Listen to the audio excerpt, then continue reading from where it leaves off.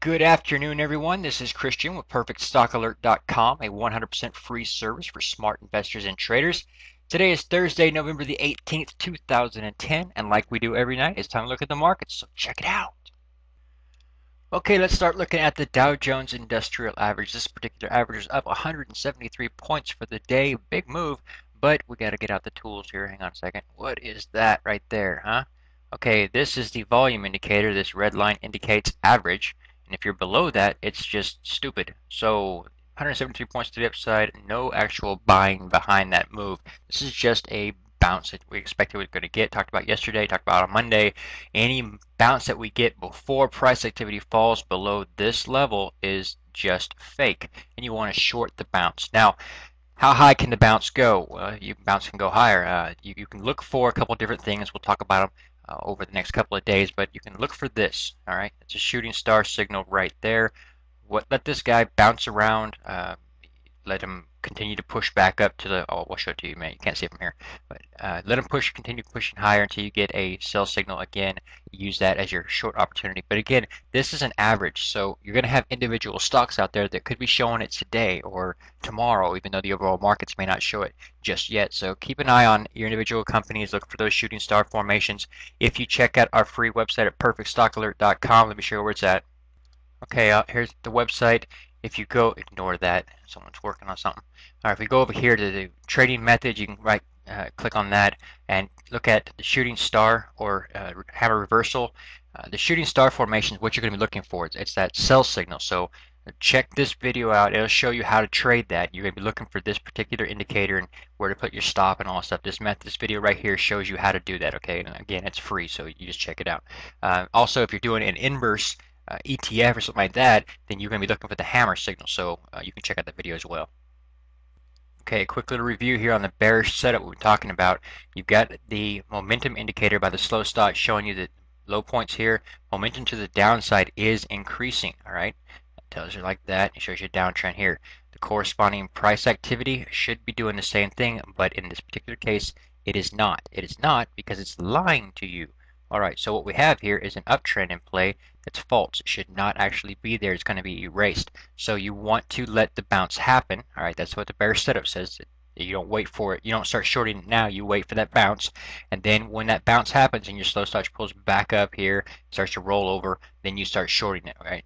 It can happen up here. In the perfect case scenario, it'll run back up here to the 80 line. You can short it at that point. But keep an eye out for the shooting star formation. That can be an early warning sign that they've hit the peak. For example, if tomorrow you have some activity like that and you get a shooting star formation the following day, you may want to start adding there. Definitely go looking at your individual charts because some of them will be more overextended than others and so forth and so on.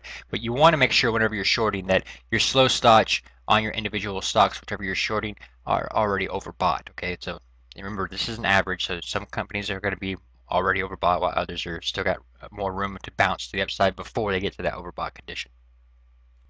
Okay, here we are looking at the NASDAQ. This particular index was up 38 points for the day, but note the size of the gap here. Here was yesterday's close, and then today we gapped up to this level and just climbed a little bit.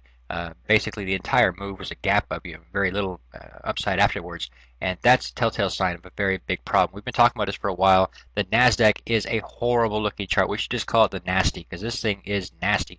You've got 1, 2, 3, 4, 5, 6, 7, 8, 9 unfilled gaps in this up leg here. This is just like the situation we talked about going into the 2007 peak, as well as the conditions. Actually, these are worse conditions than the 2007 peak, and it's even worse than the situation we had prior to the flash crash. So whenever you get a situation like this where you've got a rally and it's full of low volume gaps like this, it is telling you that the market's making a major peak. So you do not want to be long. You want to be looking for your entry opportunity on the short side.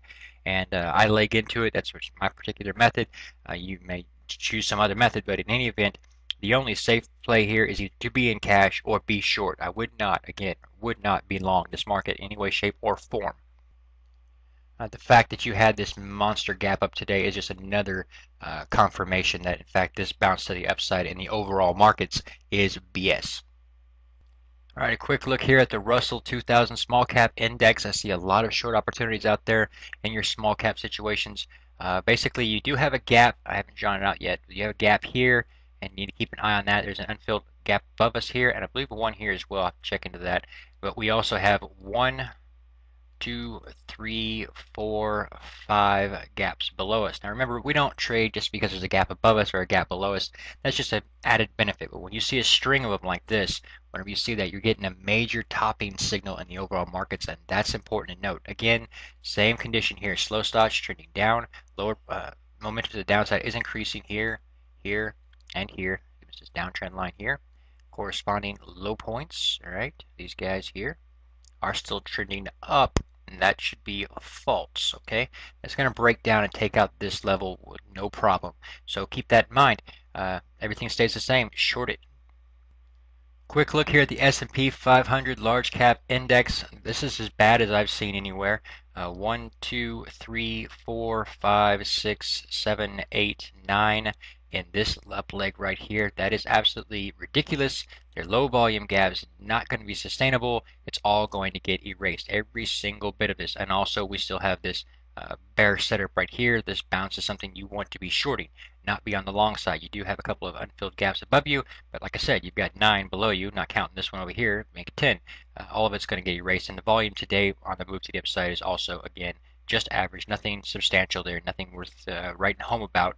And again, the bottom line here is what's going on in Europe. All right, that's the real news. That's what's bringing down the that's what's bringing down the markets. And until it is absolutely run its course, which means, like I said before, this problem started off in the housing sector. Okay, then housing fell. That obviously had an effect on the buyer and the lender, the borrower and the lender, which is how the banks got involved in the problem and how the consumer got involved in the problem. Once they stopped lending, once the consumer stopped buying, that hurt all other countries and all other companies.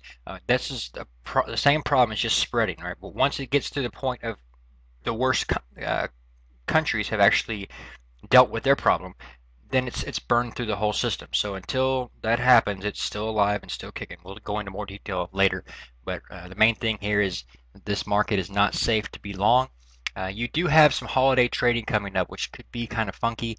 Basically, you're going to have some real low volume coming in, and you know, it can do whatever it wants between now and the end of that holiday. But again, there's no safe quality to this market. And the fact that you have all these gaps in here like this tells you everything you need to know. It will all be erased. For those of you who are just new following us and don't know this already, let me show it to you right quick. This is the chart of the NASDAQ going back to 2007 before the major peak, and you had those conditions. 1, 2, 3, 4, 5, 6, 7, 8 unfilled gaps before she started pulling back here, filling a couple of gaps, and then bounced back up, forming new gaps, and continued to move to the upside until she actually peaked and rolled over. Note the bearish setup that we have here. All right, so corresponding time period.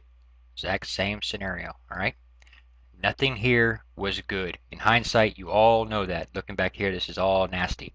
We had the exact same string of gaps situation prior to the last flash crash, and what happened? It crashed. This time around is no different. Okay, if you've not been to our free website at perfectstockalert.com, it's right there. It's 100% free, and all we ask in return, please refer one friend.